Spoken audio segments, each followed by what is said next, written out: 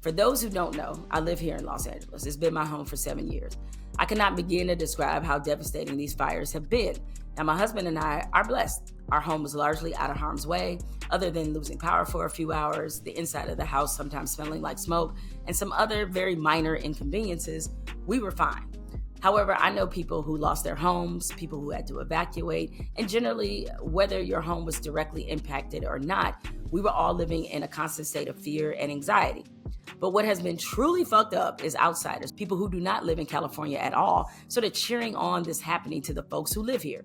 Obviously, some of the biggest headlines have been about which celebrities have lost their homes. And that seemed to create this perception that the only people who lost anything were millionaires who could theoretically afford such an unspeakable loss.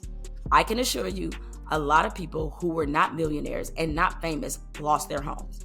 And just because you're famous and rich, that doesn't mean you deserve something awful like that to happen to you either. The other thing that was especially bothersome and racist was the number of right-wing conservative jackasses who rose up to blame the fires on diversity, equity, and inclusion, since the fire chief is a queer woman, who, upon her appointment, she said that she wanted to emphasize creating an inclusive workforce. It seems that the white folks who constantly bitch and complain are operating from an attitude that only white people are qualified to do these jobs. Actually, those people think white people are the only ones qualified to do any job. Diversity, equity, and inclusion does not mean hiring less qualified people.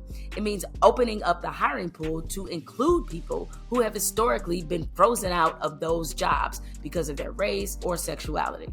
The Los Angeles Fire Department has a pretty nasty history when it comes to racial discrimination.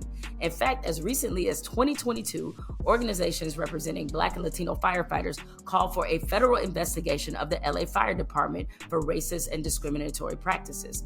That is why the department was public about its efforts to increase diversity. It was a response. So I'm wondering where all those white people who complain about DEI now, where were they when Blacks and Latinos and women were being systematically discriminated against for years? If they cared as much about equality as they claim they do, how come these same white folks didn't look at these companies, businesses, and other organizations and say, gee, why is everyone in the decision-making role white? Why are white people only being hired and promoted? I can tell you why. The racism and discrimination was acceptable as long as they were the main beneficiary. DEI has given them this false impression that they won't be as desired in the workforce. And by the way, more than half of Los Angeles' fire department employees are white, in a city where white folks are only 28% of the population. Go figure. Anyway, I'm sending good vibes, positivity, prayers to all the folks in Los Angeles. We're going to get through this.